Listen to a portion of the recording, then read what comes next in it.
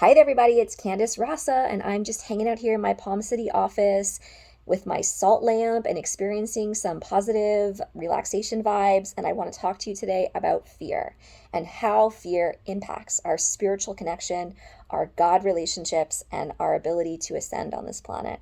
Fear is like a total hot button right now. It's everywhere you look on the media and in the world. And I wanted to talk a little bit about what happens in the human form. So inside of the brain, right, there is this organ called the amygdala, and it is responsible for regulating the fear response. It also holds sensory memory. There's a part of the brain in the front called the prefrontal cortex, and that part of the brain is responsible for mitigating and regulating the fear response using cognitive flexibility, cognitive reasoning, and intellectual weighing and measuring. Yeah? So when we have a trauma in this life, or a past life trauma, or an ancestral trauma, it gets stored in the memory of this amygdala. And any time that we are triggered in the world through any kind of situation that may mimic or seem like our original injury, we have an immediate sensory response in the sympathetic nervous system that looks like an activation of fear, and it paralyzes the prefrontal cortex of the brain, which means we have no ability to respond with logic and reasoning in real time. And in fact, we are responding in fear and trauma related to a past injury. I bring this up now, dear ones, because it's deeply connected to what's happening on the planet with the COVID response. And I think COVID presents all of us as a collective with an opportunity to look at how we are processing fear. Yeah? Because, the Akasha says that pain is leaving the form, through karma, right? So if we are experiencing pain, we have an opportunity to be facilitators of that pain, as opposed to regurgitating and re-injuring and responding unconsciously without our ability to measure real-time threat with previous past life trauma and threat.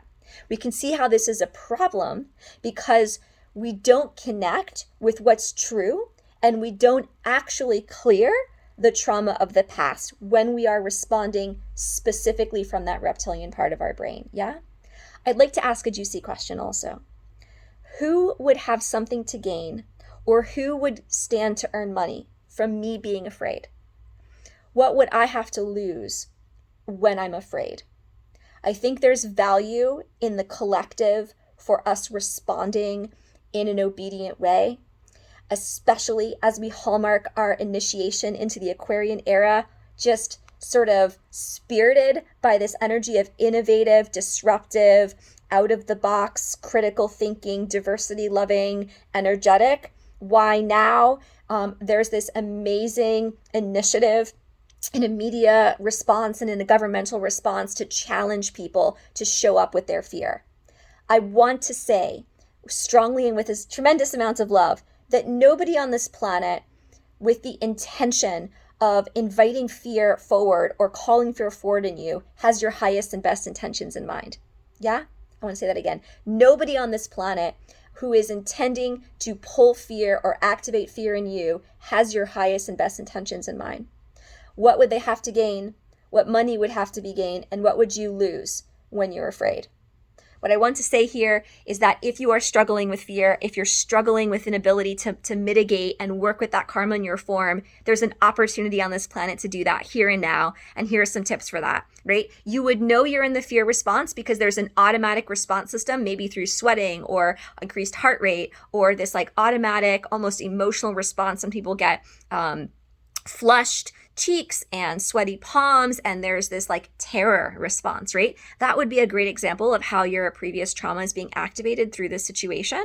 And so breath work is powerful. We know through research in monks that meditation and breath work actually increase the prefrontal cortex of the brain in its matter size, which that ability sort of allows us to regulate and integrate and reflect despite fear. Right? It allows us to mitigate fear and assess fear real time. So those practices can be really useful. Also, activating like positive hormones in the body, like related to exercise, those endorphins, sex, chocolate, play, social relationships, all really great ways to also activate and be connected to people that are supporting you on this planet, who want your true and high and best self. And the third tip I would say is set boundaries. move away from media or people whose intentions are to activate lower density energy in you, such as fear or anger, because those people, again, are maybe pulling the strings of that energy for their own personal gain, or they're re-traumatized and they're regurgitating their own fear, in which case, how does that serve you, right?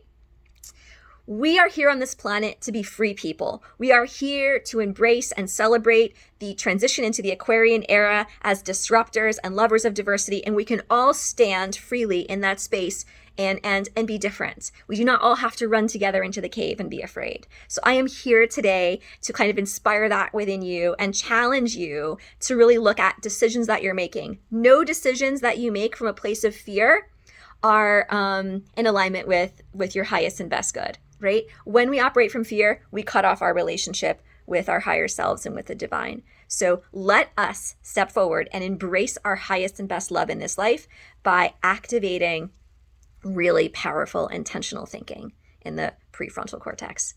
Hopefully this was helpful, wrapping you all in light and love. Feel free to write questions if you have them.